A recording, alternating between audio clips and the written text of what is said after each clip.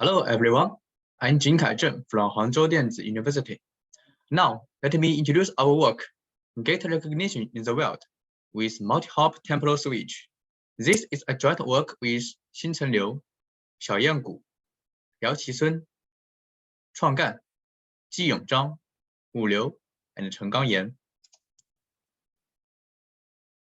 I will firstly introduce the task of Gait Recognition and some related works about existing gait datasets and methods. Then, I will present our method and the experimental results. At last, I will conclude our work. First of all, I will introduce you what is gait recognition. Gait, as a special trait of human, can be used to identify the person by its walking posture. It has the following advantages, such as remotely accessible, non-contacting, hard to impersonate, robust to lightning variation, and close changing.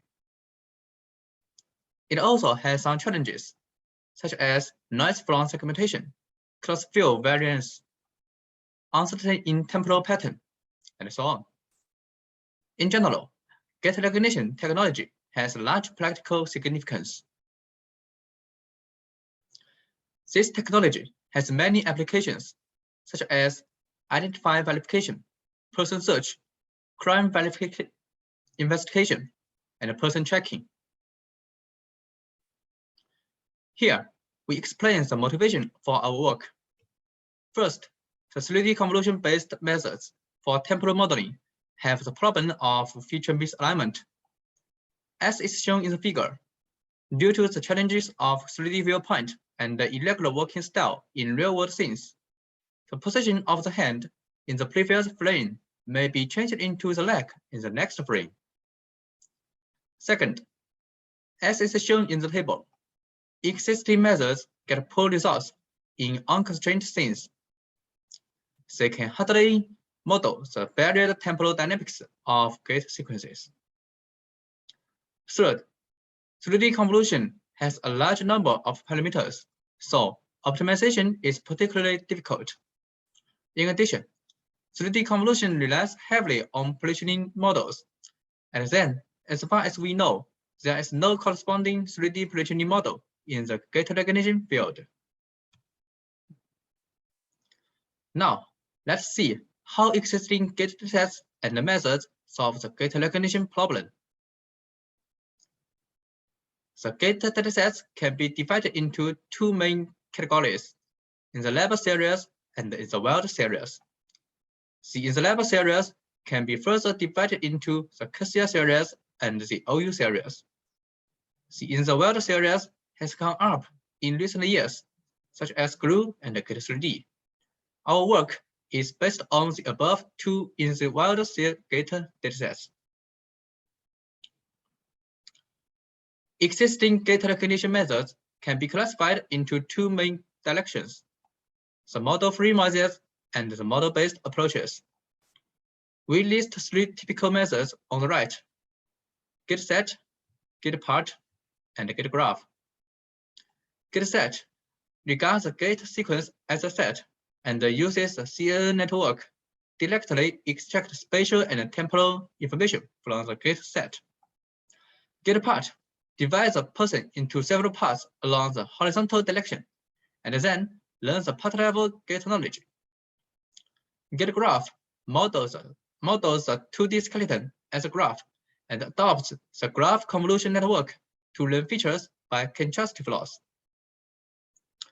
However, both model-free and model-based methods got very poor results in real-world gait datasets like GLUE and Gait 3D. At present, let me introduce our method. First, let me introduce our sampling strategy.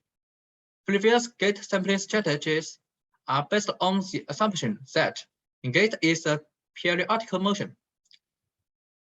When the sequence length is short to the sample length, they loop through the sequence, completing it until the sample length is reached. However, we found that there is often a great difference between the beginning and the end, which is a great noise to the model, especially if you have a lot of short sequences. We design a non-cyclic continuous sampling strategy, which can effectively alleviate this problem.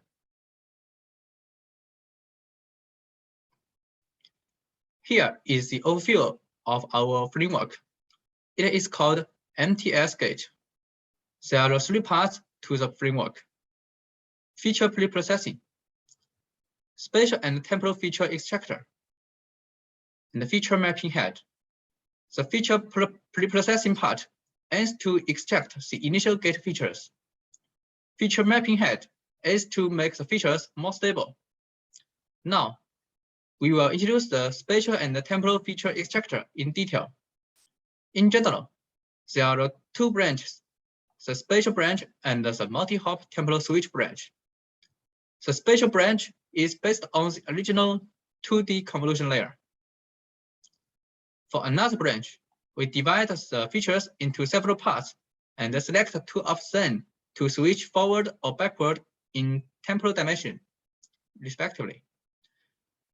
It should be noted that both branches use 2D convolution and they share parameters. This can further reduce the model parameters.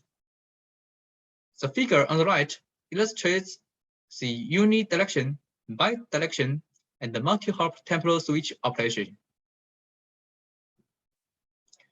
Here, let me present the experimental results. Our method is evaluated on 2 popular gait in the wild datasets, the GLUE dataset and the Gait 3D dataset. The GLUE dataset has 26,000 subjects. The Gait 3D dataset has 4,000 subjects. Following the setting of the original paper, 20,000 subjects are used as a training set, and the rest, 6,000 subjects, are left for testing in GLUE dataset. For the Gait 3D dataset, there are 3,000 subjects are used for training, and the rest are for testing. As you can see, the 2 Gait datasets are collected from real-world scenes. Unlike Gait datasets in laboratory scenarios, their working routines and speeds are irregular. Especially for Gait 3D, the challenge in 3D viewpoint is also particularly obvious. All of them bring a great challenge to Gait recognition in the wild. The implementation details and the comparison methods are shown above. It can be seen from the table that our method achieves superior performance on 2 public gait in the wild datasets. We can also see that our method is better than simple gait. This means that in addition to adding additional input data like 3D meshes, temporal modeling is also very important. It can be seen from the table that our non-cyclic sampling strategy is most suitable for gait recognition in the wild. We can also see that bidirection helps the model learn more temporal knowledge. Next, simultaneously using spatial features and the multi-hop temporal features can effectively improve gait recognition accuracy. In addition, our method is compatible with others in terms of model parameters and inference time. It can be seen from the figure on the left that switching too many channels may seriously affect the spatial features, thus dragging down the learning efficiency of the model. The best performance occurs in switching 1/8 of the channels. We also draw the evaluations of heat maps, and we find an interesting thing that our model pays more attention to the foot movements. This shows that the proposed method can indeed promote the learning of temporal information. At last, I will summarize the contributions and the discussion of our work.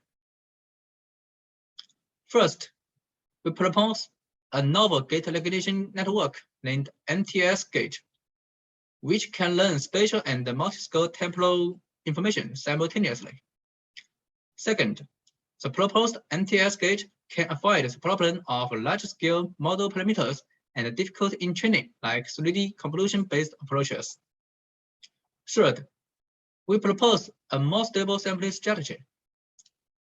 At last, we make comprehensive evaluations of the MTS gait method and proved its effectiveness. In the future, we will explore 3D data like simple provided on Gait 3D to further improve the performance of Gait recognition in the wild. That's all for this presentation. Thanks for your time.